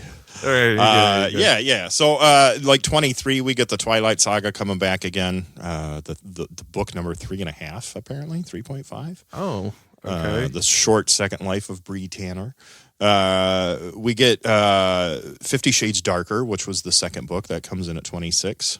But they pushed that one. Apparently, she got way better because that's way further down. Right. That Yeah, went back exactly. to back. Or some of these are just way worse than that, but that one's just equally as bad. That's These are just fair. far worse. Yeah, that's salient point. And then we get Justin Bieber makes his first appearance at 27. Ooh. So, the hate on musicians apparently just kind of springs back. Yeah, Stay in your musicians writing lane. books is- Stay in your lane. Yeah. But yeah, then we get more. There's an Al Gore book, L. Ron Hubbard again, some Dan Brown, another 50 Shades book. Really, there's just a lot of usual suspects. yeah, O.J. Yeah. Simpson, Yeah. number 36. If I did it. Uh-huh. I want to tell you my response to your letters, your messages, your questions. So it's one that he actually wrote. I'm back, Twitter world. Not the one Yeah. that the family Yeah, that's if I wrote. did it. Yeah. But look, Lord of the Flies, number What? 45. By To William Kill- Golding, huh? Yeah, To Kill a Mockingbird is on here. It's all just high Fahrenheit school kids who 451. got annoyed they had to. Fahrenheit 451, that's actually a good Yeah. one. So I is know, Lord of right? the Flies. No, I know. Right. That's why I was like, it's all just annoyed high schoolers. I kind of agree with To Kill a Mockingbird, though. Like, Good. I will it's a get on- classic. It's a classic, but I don't know. It's I not don't- for everyone. it's not one of the worst books ever. Well, no, but So it shouldn't be on the list. That's all I'm arguing. I'm not saying it's a masterpiece. fair enough, I guess. Right. Chicken Soup for the Soul is on here. It's like it's so was gonna- nondescript. those are just I was gonna joke about that earlier. yeah, right. But it's I on love- here. Yeah, yeah, on like- here. like it's fine. It's just books to make old ladies feel nice. It's okay. But like I said, I mean, obviously you can tell some of this is very skewed. You know what I mean? That's what we were talking Just about. These annoyed are high opinions. schoolers. Yeah, opinions of people who are going to give their opinion. So yeah, some of it is a little crazy. And that's way different too. They're treating this list of worst books as most overrated, where it's like, Right. if you think that To Kill a Mockingbird or whatever stuff like that is overrated, that's fine. That's cool. It's not one of the worst books ever. That's crazy. no. Yeah. It should not be on the same list. It shouldn't be within arm's reach of 50 Shades Darker. That's crazy. We can at least agree on that. Right. So, I mean, just to give a little bit of, a little further insight too, though. So this is from a different website, freewordscenter.com. We'll give them, we'll give them credit. Not since we want- batteries.net. No. Batteries not fart. But they gave us a quick list of 8, worst ever books, and so this is a little more just this person's opinion, probably based on something. So, but interestingly, I don't know what it is. I guess who wrote this? It's Hattie Funk. I don't know. That didn't help at all. No. Yeah, I have no idea. So, anyways, though, their number one was Twilight Saga. So, all- in agreement there, right? Yeah. Number 2 was 50 Shades of Grey. I think we can all agree with that. Yeah. This one obviously probably makes sense. Mein Kampf. Well, filler. yeah, that's like, come on. Yeah, it's It's a almost too slow easy. ball. That's, you can't. Yeah. They're just reaching for all the gimmies here. They're like, Right. everyone hates these books. Come on. All right. But they put Da Vinci Code on theirs as well, so that did pop up again.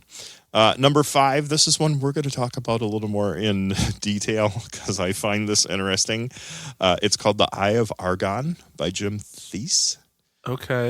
It's a familiar name. but Yeah, I don't think found a little more, and we're going to talk about that one in more specific here in a minute, just because it came up, and I'm like, I don't know, I feel like we got to talk about this. Bram Stoker, he had a book called The Lair of the White Worm. I'm gonna Yeah. make a joke about my penis, okay? That's what I call my underwear. The layer Right. of the white worm. Who I call your mom, dude? Wow, dude. Now that's then, funny. We have Moon People by Dale M. Courtney. And then we have Irene Idisley by Amanda McKittrick Ross. Okay, so I there don't are know some, those last few. Yeah, so there Yeah. are some kind of unique ones on here. Yeah. Right. So obviously, yeah, just to kind of show, but it's funny, that Da Vinci Code popped up again, even on their list. So apparently, like I said, some people just really have it out for that. Maybe I need to reread it or something. I don't know. I'm definitely going to give it a reread after this because it's like... I don't know if people felt this vehemently about it. Yeah, I know, right? And so I'm just going to talk about this one real quick. This is another Goodreads list. This was just books that had an average rating of 3.0 or below with at least 5. With at least 100 ratings. Okay. And that is out of 5. Okay. So the perfectly okay books. Yes. Yeah. Here we go. And basically, this is how, like I said, I'm not even going to talk about these necessarily specifically, but this is kind of the list I was talking about, that a lot of these books are those very niche books and are polarizing. Like number 2 is Birth Control is Sinful in the Christian Marriages and also Robbing God of Priesthood Children. I'll say that That title is the name is of the one book. Star out of 5. But you know what I mean? That is too Obviously, long. You don't you agree can with that, tell. Brom? You don't agree with that book? I think it's just poor formatting at the Yeah. very least. Got everything you know in the book and the title. Why the fuck would I buy it? Just Yeah, exactly. Right, yeah. It's like there was that Heaven's Gate member who I'm gonna force you to look it up. Can you look up Surviving Heaven's Gate members book? It's legitimately like 40 words long. The title is, and you're like, you can't do that. You can keep going, Dad. Yeah. We'll roll back around to it. Yeah, check it out. So, like I said, but anyways, really coming down this particular list, there literally are books about like homosexuality and understanding that. So, of course, to me, it seems like people are just like, well, this book is awful because it just even mentions homosexuality. You know what I mean? It just like definitely just seems like people kind of had their own ulterior motive. It's a for double thing. The downvoting people these reviewing books. it, like, but then also people who are actually releasing these books where it's like you really took this much time to write about so like if you hate something, why like you don't need to write a whole ass book about it. Save your time. So I didn't even realize this. This is funny. There is a book called Barry Trotter and the Unauthorized Parody. Oh, there it is. Yep, it is literally a Harry Potter parody book. so damn. There's ones called like Cult Biography and then Closing the Gate. No, but these are like No, that short sucks. ones. Yeah. Barry Trotter. Oh, this is nice. We're good. We got to do this. We're staying in, but yet we're digressing a touch. We Is it this have. one, Yep, that's it. Okay.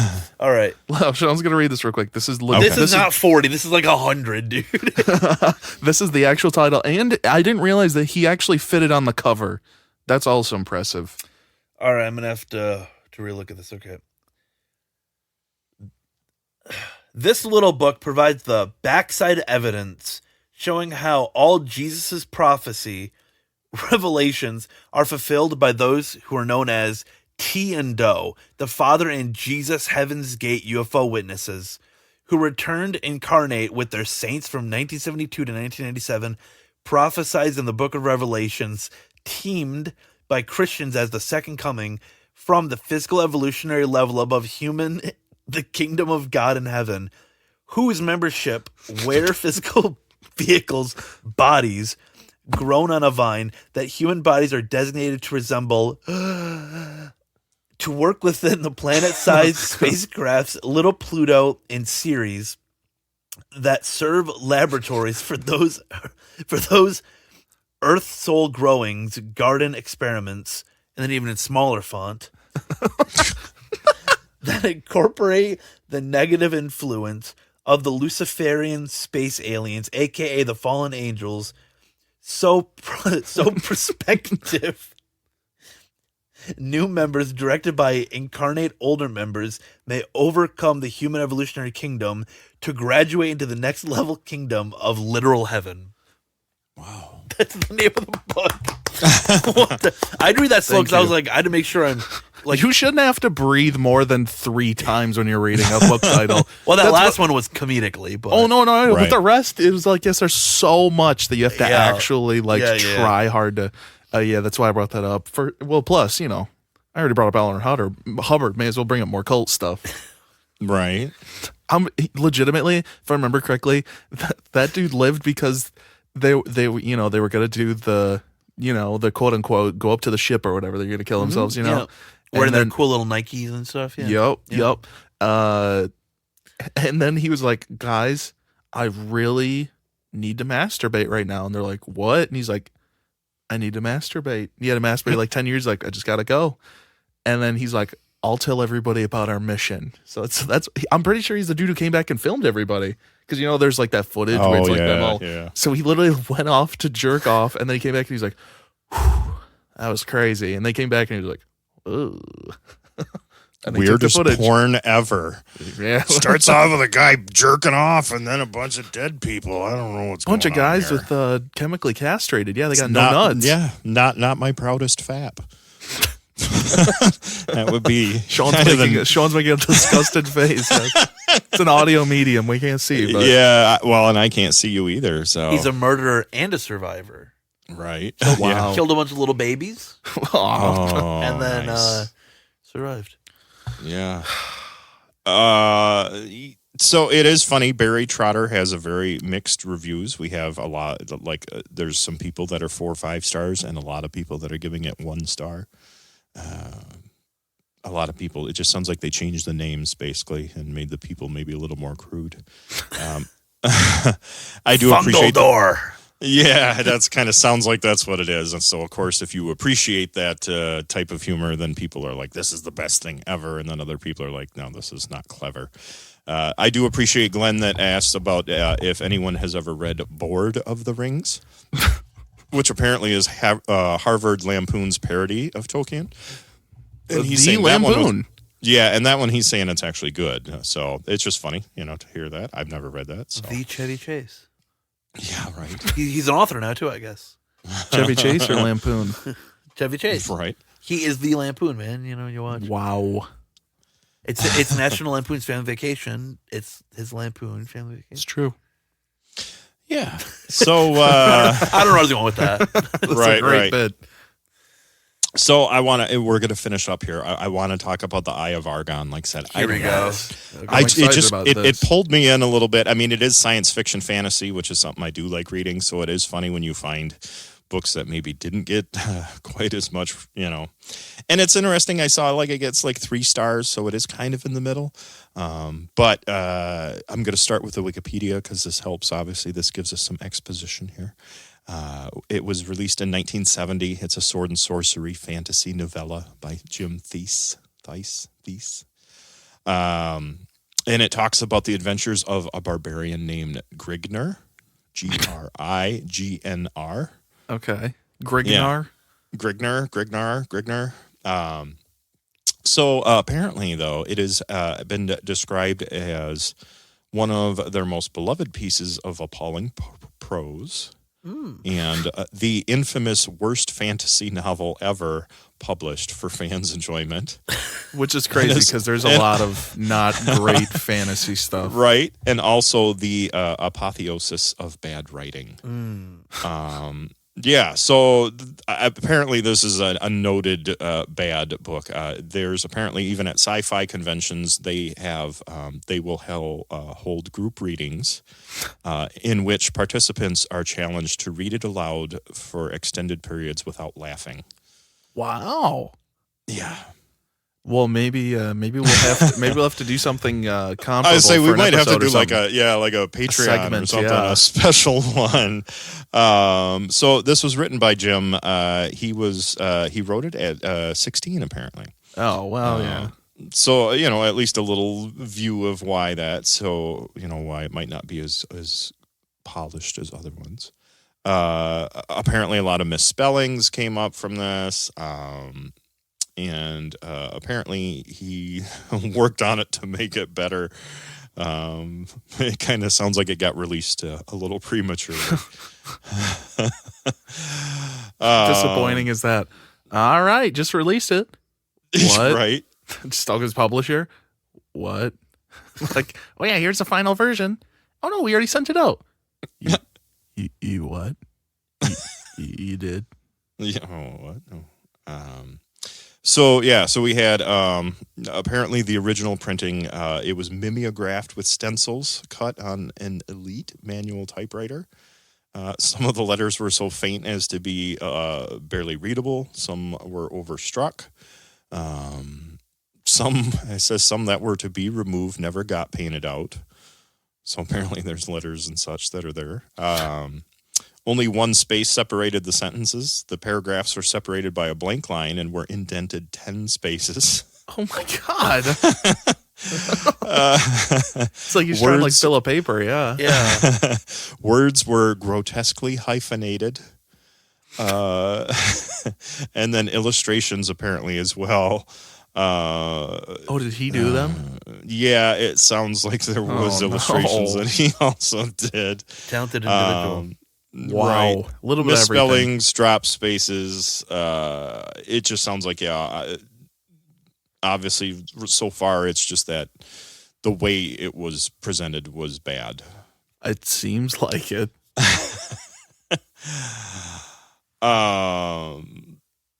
So we're going to keep going into this a little bit. So like I said, we did have, in the 90s, at some of the sci-fi conventions, let's see, this would be like it says at Oricon, LostCon, and FiveCon, volunteers would take turns reading passages, and the audience would bid to stop that passage or continue for a set number of minutes or paragraphs. So basically, they were trying to get through it.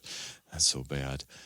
Reading it out loud became a game. A sci-fi critic mentioned that the challenge of death at sci-fi conventions is to read the Eye of Argon aloud, straight-faced, without choking and falling over. So yeah, apparently not great. I'm going to kind of scroll through here too. So I had it's great, but just in a very different way. Right. Yeah. It's like so bad. It's like how Stalin was a great man, you know what I mean? Like of history, but not great. Yeah, exactly. So, I mean, we're going to do something here. This is a little different, but these are some of the Google reviews even here. Some people that have talked about, they give a review for this. So we're going to give, we'll read these out, a couple of these out. I found these, some of these pretty entertaining. This first person, let's see, this would be Mossy is Bored. And they said, whenever I doubt my writing ability, I reread the Eye of Argon, and it cheers me right up. This whimsical tale shall surely be remembered as a literary classic for ages to come. Yeah. Jack Miller told us that quite possibly the most inept writing and atrocious novella I've ever had the displeasure of reading. I will almost certainly do so again. So, obviously there's humor repeat, in repeat torture there. That's not a bad band name right there. I do appreciate ZV saying quite possibly my favorite piece of writing of all time, except he spelled peace, P-A-I-C-E. He missed it. It was by that much. Maybe it was in honor of what's his face? In honor of Jim. Yeah, the writer. Peace. Yeah. Right. Yeah, so obviously, I mean, you can tell, and I'm sure some people are kind of taking, to quote the British, taking the piss on that one a little bit. For sure. So let's take a look here, because I just kind of dug a little deep. I didn't go too deep. So, yeah, even Goodreads, we'll go back to them. Goodreads gives it a 2.65 rating out of 5. We do have, so like we said, this came out in 1970. Grigner is our protagonist. Tice is actually how he pronounces that. T-H-E-I-S. Jim Tice. Oh. Apparently, though, he did get a degree in journalism. So that's interesting. Yeah. Well, nonfiction. Right. Apparently in 1984, they did interview him, and Jim Tice said he was hurt that his story was being mocked and said he would never write anything again. Right. It does sound like it says, though, he did participate in some readings in St. Louis. So he's aware of how not good this is. Yeah, he's just like locked in the annals of history. Yep, he's just like, man, I don't know. You just gotta own it. I have to say, I almost feel like I would tell people, read this, check it out. Check it out. Hey. That's how yeah. that's how you do it. And then you try and sell like the movie rights, and you're like, the movie better be as bad as this book. I swear to God. Yeah, so even like this is, I'm going to read a little bit from this person's review on Goodreads here. This is EA Linus. Just because they're giving us a little synopsis here, and I always appreciate third party, Oh, yeah. because they're more like, yeah, this is really like how it goes. But basically, so to kind of give a little, what they're saying. So I'm just going to kind of read a few thing that they mentioned. So they say this is the holy grail of wretched fantasy.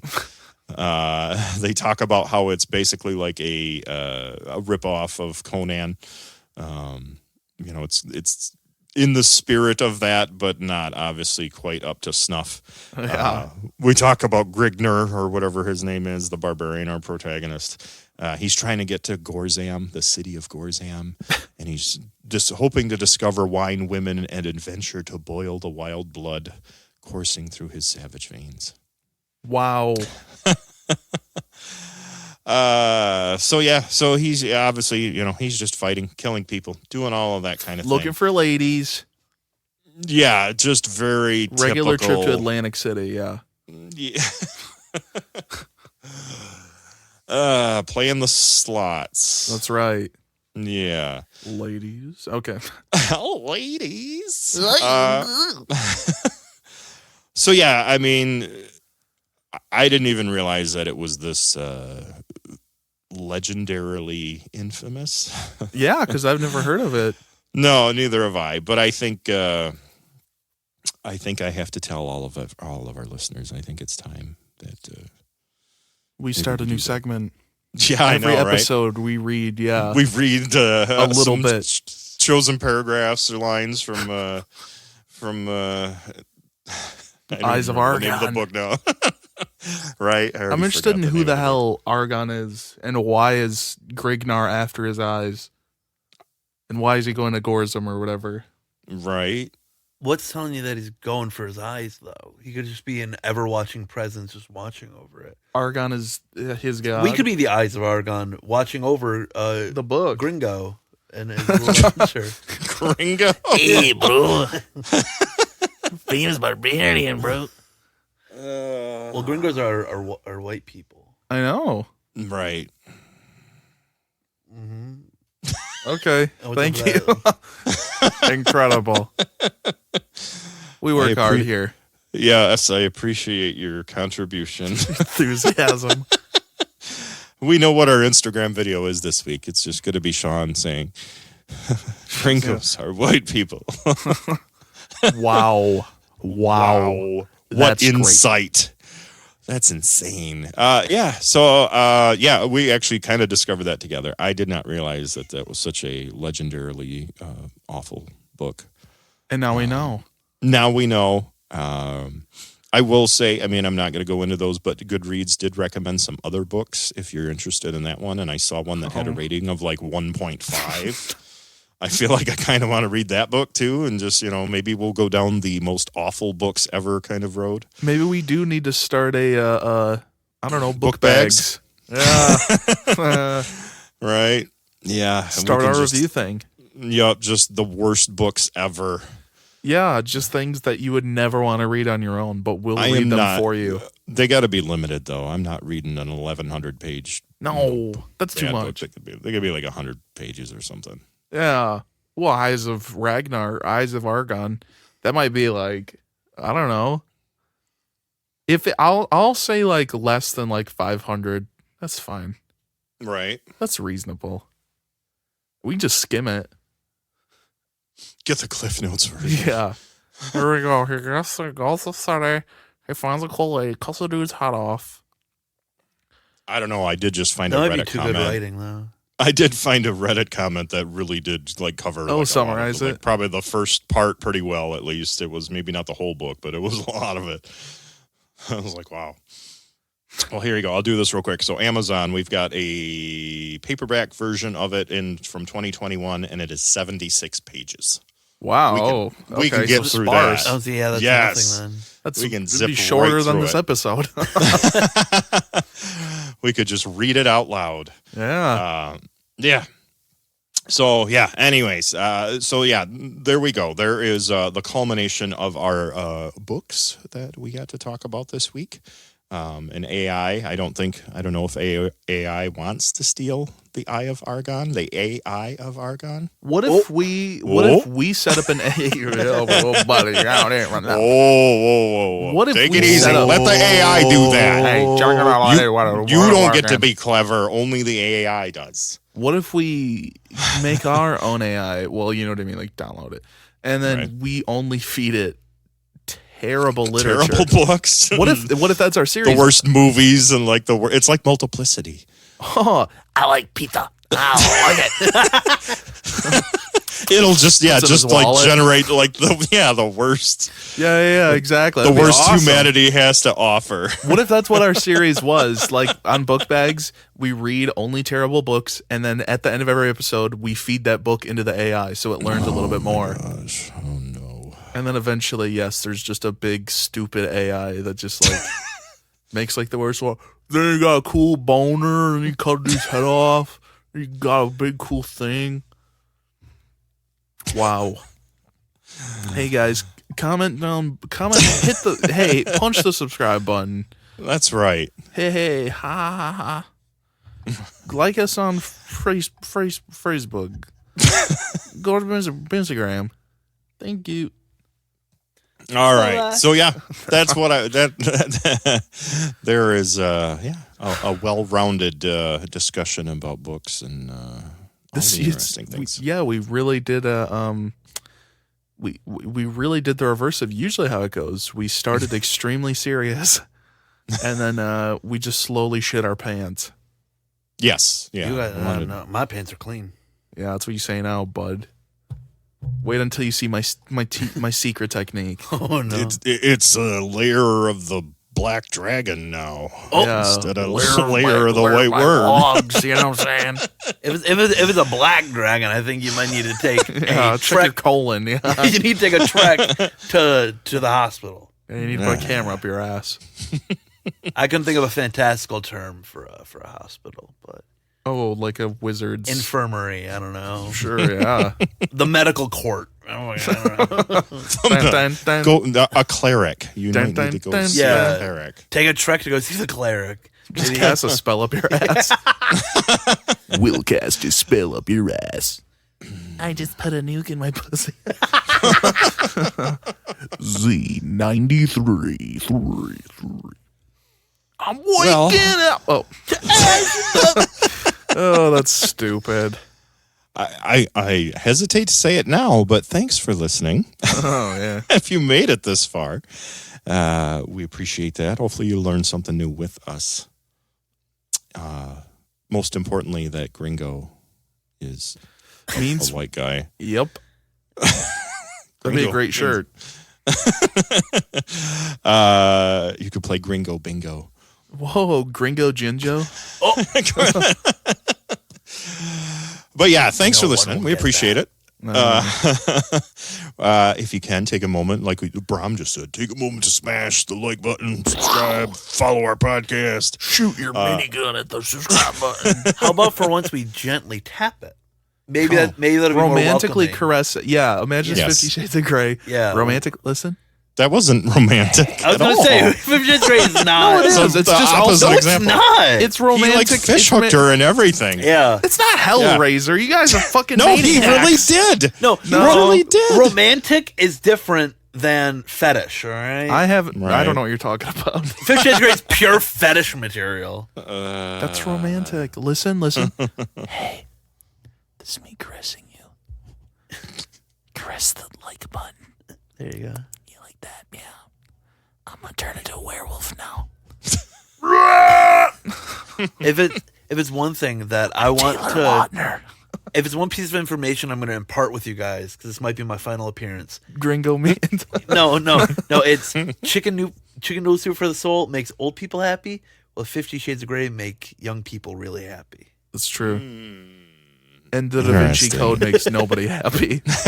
Nobody, everyone hates it. Nobody. Right. Caress So, that button. yes, press the button. If you can, leave a review. Please do that on your podcast app. That can help us out as well. We're just trying to get more listeners, raise that visibility, and we need your help. Please. Please. But we appreciate any comments and feedback as indicated by our banter. Send us the book you hate the most. I want to know. Literally mail it to them. But Just mail it to them. don't like send the dictionary or something and be like, oh. Whatever book that you hate the most. they mail you the dictionary and you just open the letters. And oh, it makes sense. Yeah. There's probably a Barnes & Noble near you guys. So whatever book you hate the most, literally send it to these guys. Take a dookie in it, then slap the book really hard. Oh, And then send it to them. If you send us a bad book, we'll read it and review it. That's true, actually. Yeah, we're totally down. Yeah, we will totally do that. That'd I'm be down awesome. for that. Yeah. Duly Yeah. noted. Yeah. You can reach us on... From the Bible. No. Put that in the fiction section. I will tell fiction section friggin' a book. You can find us on social media at facebook.com/podbags. You can find us on Instagram at podbagspodcast. Or you can email us at podbagspodcast@gmail.com. What's ROI? So you got all sorts of ways to annoy us. Who uses email anymore? Come on. So that is it for this one. We have another episode that we have bagged and tagged. Bagged and tagged. That's me zipping. Listen. We zipped it. I don't like that. You're zipping up over the layer of the white worm. That's right. Yeah. All right. We'll see you next time. We hope you have a good week. Take care. Bye. Bye.